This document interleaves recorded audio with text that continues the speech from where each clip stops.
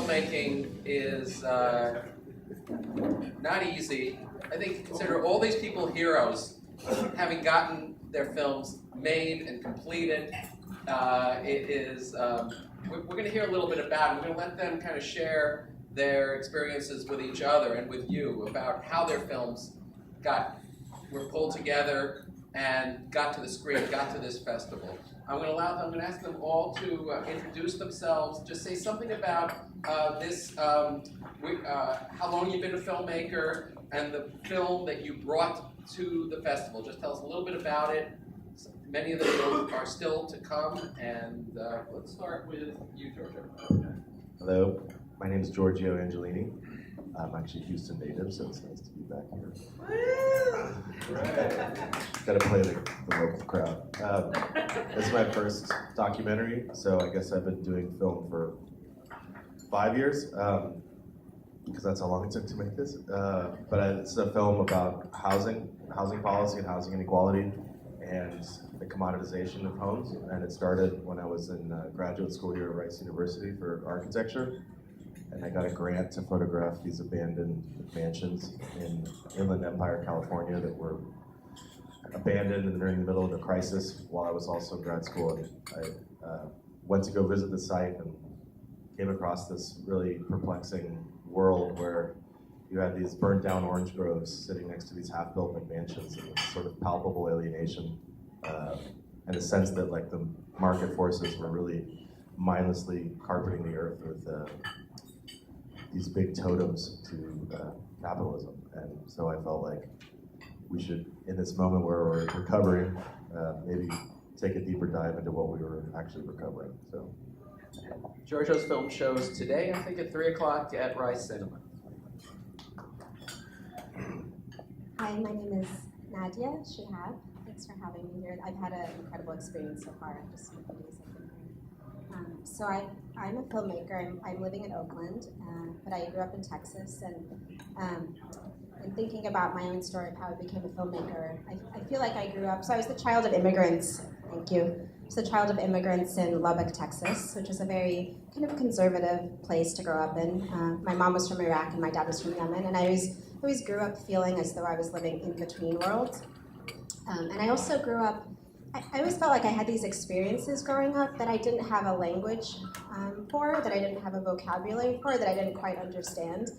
And later, when I discovered cinema, which was in the wake of 9/11, I found that that was a space where I could be alone and find the language for what I was experiencing and find a way to tell that story. And the film that I have at this festival is a film about my home, but focused. It's about the meaning of home, actually, for me and across generations of my family, but focused on the story of my mom, who's an artist. And in some ways also it's about those invisible threads of longing to homes that we no longer live in, but that we're still connected to. Hello, my name is Fred Barney Taylor. I'd like to thank Richard for all his work putting this together, and these people at the table, who obviously are in there somewhere, and the city of Houston and everybody else. I've been making film since the 17th century, as far back as I can remember. I made a film that's showing Sunday at 4 o'clock called Lethem, cleverly titled, about a writer, Jonathan Lethem, which very few people can pronounce his last name correctly because it looks like Lethem. And he says Lethem, as in lethal. I make films, for lack of a better word, in the direct cinema style. I try not to lead the subject. I try not to ask questions. I try not to do retakes. And I try and make films that become cinematic correlatives for the subject that I'm making a film about, which for the past 20 years has been all about writers. So thank you for being here. And Is this one working? Yes. Hi everyone, I'm honored to be here.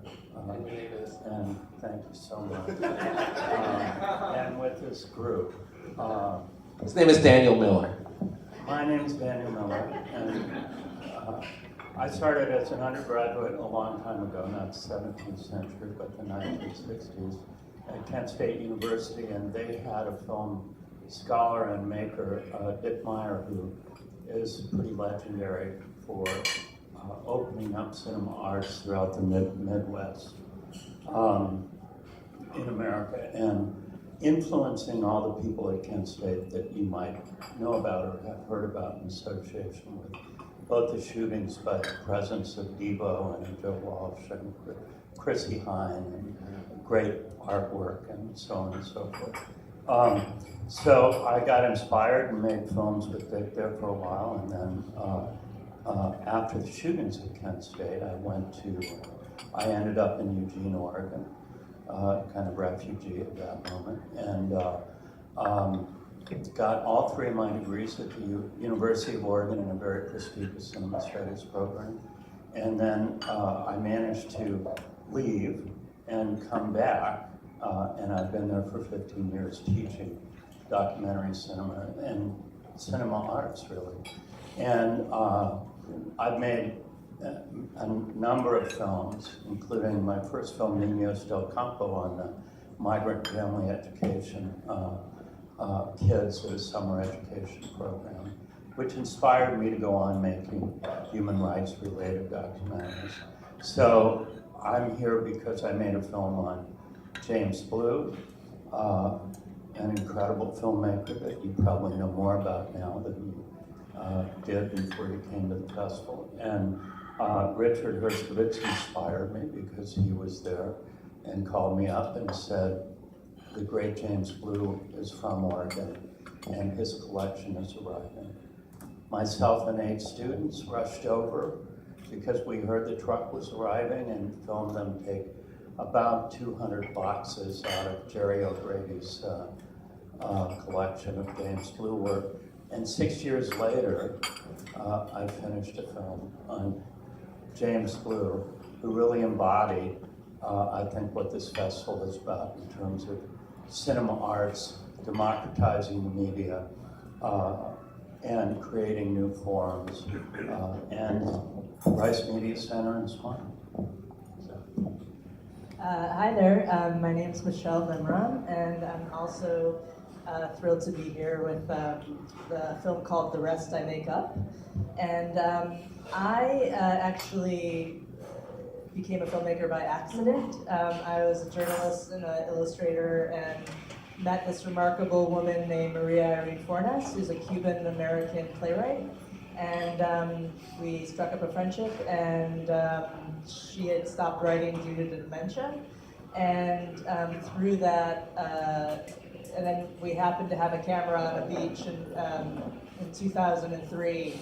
And the way she responded to the camera and the way that I responded to filming her led to a collaboration that took 15 years, and we finished the film in October. And it basically follows her memories wherever they took us. And so we went to Cuba, I went to Paris, I went to Miami. I mean, it was just a real collaboration and a relationship formed between her and myself. She was also an amazing teacher, so she became a mentor to me. And she recently passed away last week, so this is the first time that I'm screening the film last night. We screened the film last night, so I haven't actually, so it was really a moving experience to be here and to watch it. So I'm really thankful for that. And to Richard, thank you. Hi, I'm Nathaniel Kahn. Thank you for having me very much. Always nice to come back to Houston. The film that I brought here is a film called The Price of Everything. It's about the art market and the art world and the relationship between art and money, which I have a sort of long experience with. For those of you who've seen my film, My Architect, about my father, the relationship between artists and money is a difficult one. And I feel artists are the carriers of our culture, and that now our culture has been being so embattled by too much money in the hands of too few, and that something had to be said about this. So I was very lucky to work with an incredible group of producers, one of whom is here, Jennifer Stockman, who was in the art world for a number of years and saw firsthand how museums could no longer compete and even get the art of our time. So that means that those of us who are living in our time couldn't see the art of our time, and that was a great concern. So we wanted to investigate this relationship between art and money, and that's kind of what the film is about, but it ends up being about a lot more than that, because as always, art holds a mirror up to our culture, and we see who we are through the art of our time. So the film is about the relationship between art and money, but it's also about the relationship between art and who we are.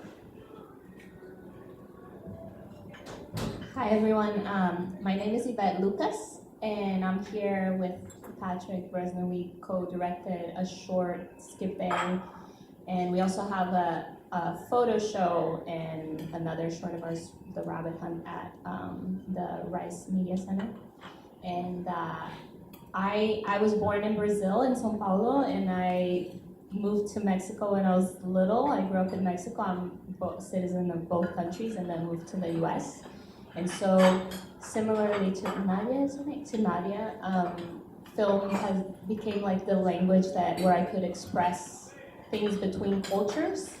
I was kind of an odd thing, like in Brazil I was a Mexican, in Mexico I was a Brazilian, like it was just kind of like that. And then through this mode of expression, I think what it led me to was like less than, not turning the lens on myself, but finding things that we have in common, things that we share even though we're different, and also representativity on screen. And so Patrick and I started making documentaries together, like sort of observational documentaries.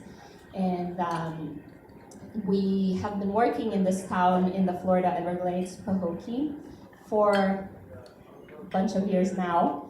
And Skip Day is our third short in Pahokee, our fourth short in Palm Beach County. And now we've gone on to make a feature that we're finishing now, we're editing now. And can let Patrick talk a little bit more about Pahokee. No, I'll let the floor open up to questions. I just wanted to, it's an honor to be up here with all of you. I know all of your work, and yeah, thank you, Richard, for bringing us all to Houston for this. You're an amazing man. Well, thank you. Yeah. This festival is incredible. So, it's getting harder. It's been getting harder. The years I've been programming, there used to be a great deal of public funding. I was on boards for the NEA and state councils supporting independent documentary. That's gotten tougher. Theatrical distribution. So I just want any of you who wants to start, tell us about how you pulled the resources together in this current climate. Maybe others will get some tips from this, but how did your project get together? How did you pull these resources? Anybody want to start? How about I just started using my own funds because it was my first film, and I think everyone rightly was skeptical of the story. So I had to sort of spend several years filming on my own and then putting together a kind of proof of concept, and then raise the finishing funding for editing through an Indiegogo campaign. But then a particular person saw the trailer and was moved enough to actually cut a significant amount of funding to finish the film. So that was really dumb luck, but that's how that one went. Yeah, actually we have something in common. I studied urban planning. You're an architect, yeah. And so I held an unrelated day job for 4 years, and I negotiated working 4 days a week so that I could have time to work on the film, and I put that money into the film, and I was my own camera person, sound person, producer for most of that time. And once I got to the point where I had something I could share, then I started fundraising in earnest. And I think it's also very hard when you have a film that's somewhat experimental It's very hard for funders to take risks when they can't visualize what it is you're talking about, especially if it straddles geography and language and like cinematic styles. And so it wasn't really until I could create a reel and people could see it where they could understand what I was trying to do. And then I could raise money to bring on an editor, bring on a producer.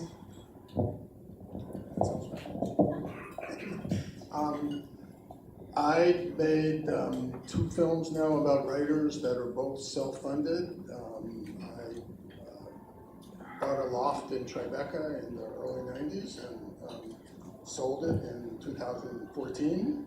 And that's been able to let me live the life of a filmmaker.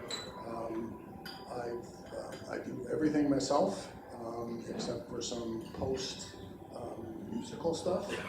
And I'm able to work very cheaply because I don't pay anything to anyone, and I don't spend any time raising any money because I'm not good at it and it seems too difficult. And the kind of films I make aren't mainstream or normal. It's a total struggle, and I feel like I'm contributing to the culture and adding to the American debt. So, and because of all this, one film took me 8 years to make, and the next film took me 7 years to make. So. Hi, yeah, my films all began as self-funded. I taught at a university, or do teach at a university that's generous, and part of my compensation is access to advanced equipment, and there's pretty good equipment that I've been able to use, including my own. But yeah, I hate to say it, I'm the epitome of an independent filmmaker, and that means out of pocket, at least from the beginning.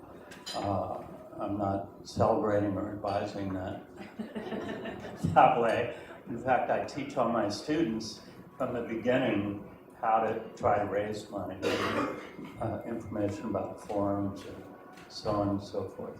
I have 2 films going on now in 2 different models, but I have a film on Kent State University that will premiere on May 4, 2020, the 50th anniversary, when students who threw stones were shot under orders. We have an administration now engaged in the same kind of rhetoric. But I paid a lot out of pocket. I had access to filmmaking equipment and to usually great volunteer crews, et cetera, because I have a great community of filmmakers I've worked with. With Fire in the Heartland, the Kent State film, I did a crowdfunding campaign when we really needed a boost of income, and it was luckily very successful. I don't recommend it though, still. I recommend it for students who have the energy to do it, but it's just, as most of the people here know, it's as hard to mount a crowdfunding campaign almost as to produce a film. But we did manage to raise $30,000, which was a drop in the bucket, but good seed money. About the Citizen Blue film, again, I had the advantage of the university in having us all start out in the Blue Archives at our campus, so I could walk from my building to Fine Arts, to the Night Library where Special Collections is, and work with people like Richard and Elizabeth Peterson and others, and have access to this wonderful collection. I do archive films and string of interviews, which I think are great, and one of the big issues with money is getting hold of rights. So the budget just for music, if I wanted to use real music for the Kent film, was like $500,000 for 5 songs just to show at festivals, but we're beginning to get access. The Blue film, generous people contributing And the Blue Foundation and Alliance that Richard Blue and his son run have been generous with us as well. And we hope to have a crowdfunding campaign for the finishing work. For me, it was an unusual path in terms of I got a call from somebody. We weren't intending to make a film, but we had all this footage. I got a call from someone who was in a play of Irene's, and she said, "I want to help you."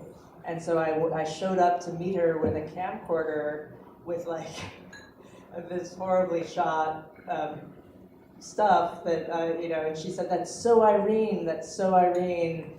Here's a check for $30,000. So I was like, oh my God, we're making a movie now. What are we gonna do? And then we went on to get grants from the New York, from NISCA and from the Australia Lesbian Foundation for Justice and from, Frameline. But it was really that person who ended up funding a lot of, when we had to deal with rights, and I would keep going back to her and I would be like, so we need an editor, what should we do? And so we also did a Kickstarter campaign, so it was a real, it took a village, so definitely different aspects of it, but our budget was pretty minimal, but the biggest part of the budget was the post-production, because all of this footage was shot in 2003 on 4x3, crappy video, a lot of it. It got better as we moved along in the film. It gets better and better. But yeah, so in the post-production, that was the biggest expense. But I feel very lucky that we had. So I would find somebody who cares about your subject and make sure you show them the footage just as soon as possible. In our experience, it worked. So. My architect took me 5 years to make. It didn't need to take that long. Most of that was about fundraising. This film was easier to fund. I had funders from the start for it, although we did raise also some money from foundations. So for those of you who are involved in foundations, thank you for what you do. It's completely essential to what we do. And there's so much money kicking around in the world. Why don't more people give to artists like us? Honestly, we're doing everything we can to. Film is not a cheap medium. It can be, but ultimately, all of us have benefited from a little more money. You see it on the screen. We're putting it on the screen. We're not. We're using it. I especially am grateful to places like the New York Foundation for the Arts. Maybe if you worked with NISCA, you have a connection with them, and the Independent Documentary Association (IDA). There are organizations out there that will allow people who have foundations to give money to projects through a fiscal sponsorship program. Completely essential to supporting the kind of art, the kind of work that we do. So I think they've all said all the different ways, and I think a little bit of each of those ways is how we fund our films. Like as I said, we made a feature, but like the shorts, it's like there's not a lot of people that support shorts anyway, and we also make observational films, so it's hard to send a sample out and tell people like this is what it's gonna be, because we don't know what it's gonna be until it is, and so it's like we rely on people like trusting that we could do something good, and I think like I can say for all of us here is that like we spend a lot of time trying to convince people that we're gonna make something good. But I think for us, like we live in Austin, Texas, and the Austin Film Society has given us some grants for shorts, which I think is amazing, and also observational shorts. So some of that, like we're not usually very lucky with grants, but for that, an organization like that just supports a broad array of films and doesn't, like, you don't have to specifically hit some points to fund, but more like you have to be making good work. Like they want to support a healthy filmmaker community.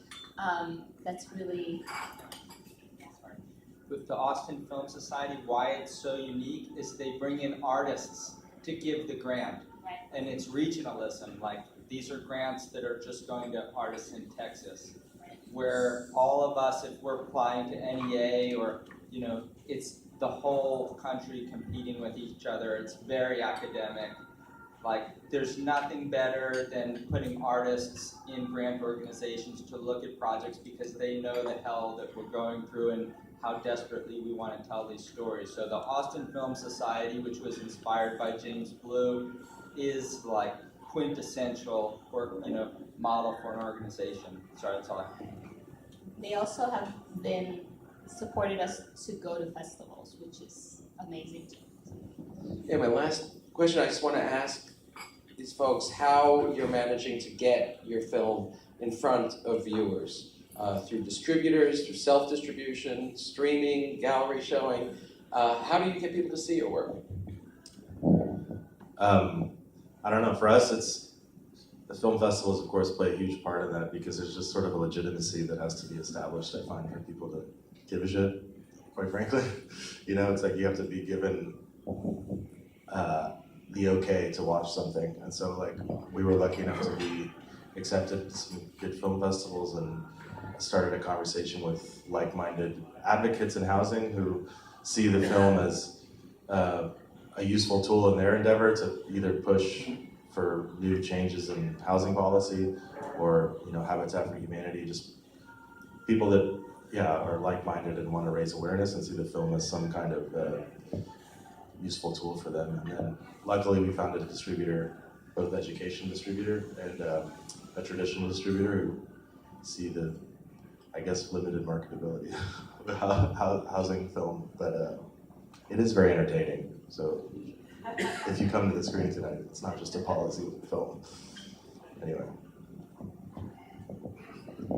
So we're just at the start of our festival run. We just premiered at the New Orleans Film Festival, and we're happy to receive a special jury mention there for Best Documentary. And so this question is actually difficult for me to answer because this is the part of the process that I'm least familiar with, and it's also like it's really difficult because I feel like I can make the film, I can be by myself, but this is the part where you have to like go outward and like start again convincing people that you've made a good film, convincing them to watch the film. I've had festivals I've applied to and I can tell they didn't watch the film when they rejected it. So that kind of stuff is like really annoying. And especially that now, so many people are making films. There are festivals that are getting 8,000, 10,000 submissions. So for me, what I found helpful is finding people that the film really resonates with, that people that champion the film and that tell others about it. And with my last film, I feel like it moved through the world a little bit in that way. But I'm interested in hearing how you all have gotten your films into the world. I'm moving to Austin. Please do. Well, you have friends. Immediate friends. Wow, they give money to filmmakers. Wow. I've never gotten any money from any organization. I have a distributor for my last film. I get a pittance compared to what it cost in human terms to make the film. This film, Lethem, is relatively new. In my experience, it takes about a year to marinate, and you show it at a festival, and then you get invited to other festivals. And that and a Metro card will get you on the subway in terms of making money. So it's incredibly difficult. I get lots of offers to screen the film online or to get it distributed, but I'm kind of rejecting them at the moment. There's this festival. I had a 3-day run at a theater in New York, which was very successful. It's going to appear at things like the Brooklyn Library Festival on Literature. Being as I make films about writers, it's not exactly a hot mainstream topic. So I guess to summarize, with difficulty.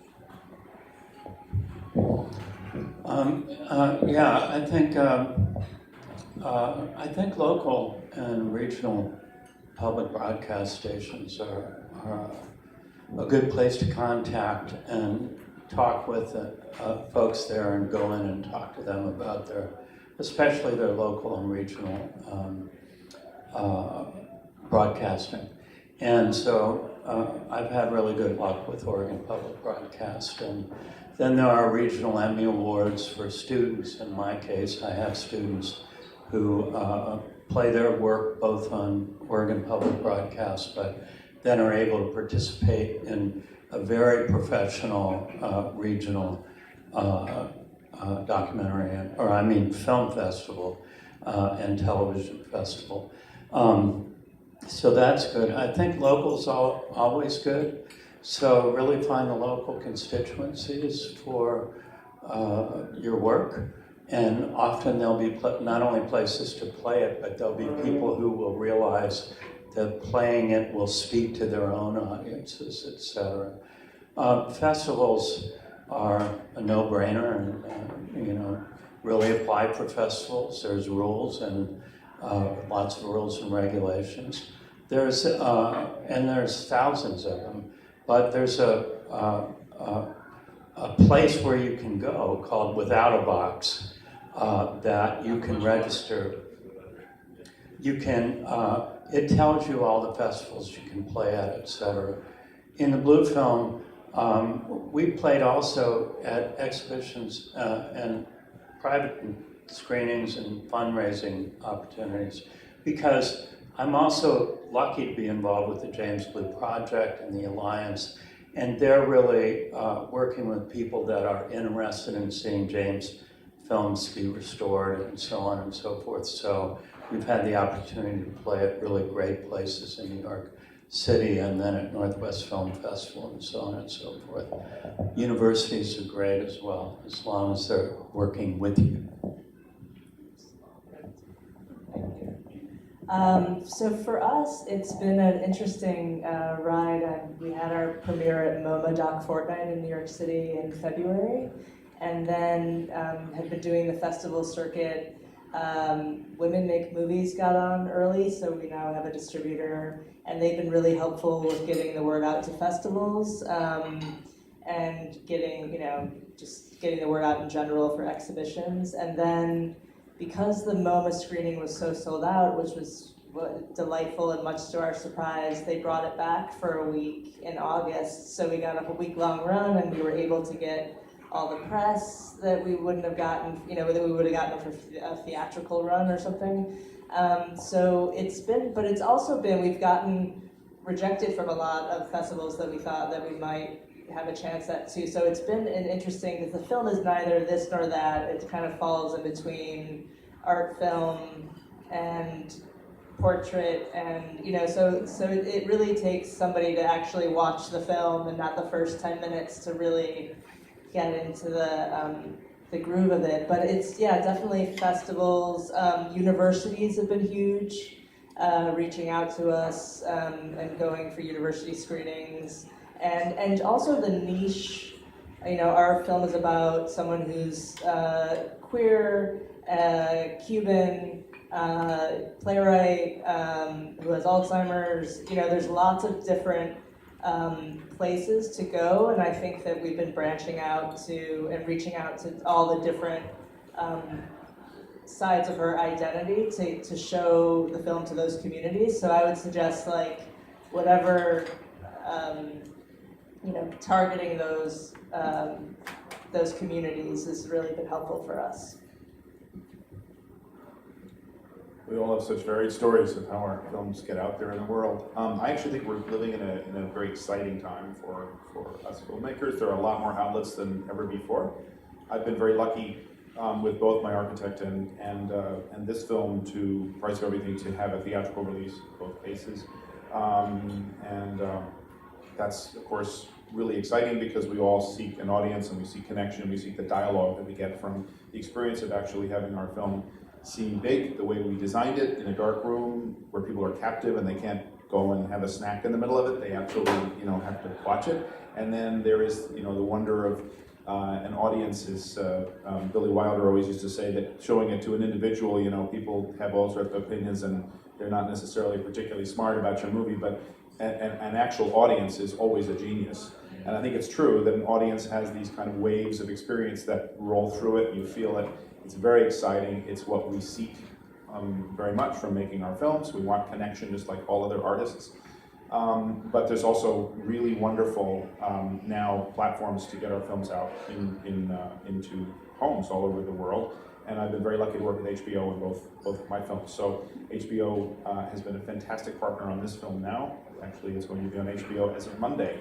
So, which is very exciting, and they've been enormously supportive of the theatrical experience too, and then of course putting it on the air. And we worked with them sort of right before Sundance, and they were supported during the creative process too. There are more platforms now for all of our work, and I just encourage all of us to remember that all of these places out there, from HBO to Netflix and Hulu and Amazon and Showtime and Sundance Selects and all these places, they all need product. They need, I hate to call what we do product because that's not how we think of it, but that is how they think of it, and that's okay, because ultimately, we have something that they need. We just need to close that gap of making sure they see our films. And then, I'm sure we will all find great homes that way. So I actually think we're kind of living in a really good time, as long as we stay, you notice all these people here, we're all very independent. I don't think any one of us is interested in someone telling us how to make our film. We make it our way. But as long as we hang on to that, which is our integrity artistically, there are more places now for us to get our films out there, and I think that's actually very exciting. So some of the good news in a world that has an awful lot of bad news, that to me feels like good news. I have to say I agree with that, and so in our case, we had been, so I kind of feel like a lot of the times we think that the market defines how we get our films into the world, but the market is bananas, and it's always changing, and in our case, we were making, video art and installations and photographs and making little films and getting rejected from every festival. But that never ever stopped us from getting our work out there. And so, we had a film that we toured the whole, the country with, and we would, wherever somebody would let us come and show our film, we would do it. We showed a lot of our work in gallery exhibitions and installations, and Richard knows us from when, we didn't have our films into festivals, but the last 4 shorts we had, we were so lucky that finally we got accepted into Sundance, and then Berlin, and another one in Toronto, and this last one was the director's fortnight at Cannes. And I think that that opened up so many things for us in terms of more traditional ways of distributing films. But also in the whole process, even being at the festival, people would tell us oh, nobody wants shorts, why are you making so many shorts? We wanted to make a whole series of shorts, and then suddenly, as we were making them, all these platforms online started opening up for shorts, the New York Times started the op docs, our Skip Day, our latest film, The Guardian gave us some money to finish it. We had already shot it, we didn't know how to finish it. And then it's gonna be in the Guardian platform, and then we also met the people from First Look Media that opened up a new online magazine where they have a lot of shorts called Topic, and frankly Vimeo, staff pics, and all those things. So for sure, I'm talking specifically for shorts. A lot of things have opened up, and also the old type of distribution, we also really value being able to be on broadcast, and so we were lucky enough to get the Rabbit Hunt at Arte and ZDF in Europe, and what was the PBS Southern Real South, so there are places, and then sometimes you're lucky enough to be able to find those very hard contested avenues, but also it's good for us not to just let the market drive us. I think the market is always changing, and we have as artists to push the market to change and incorporate what we're doing as well. And so, we've always been very active in that way.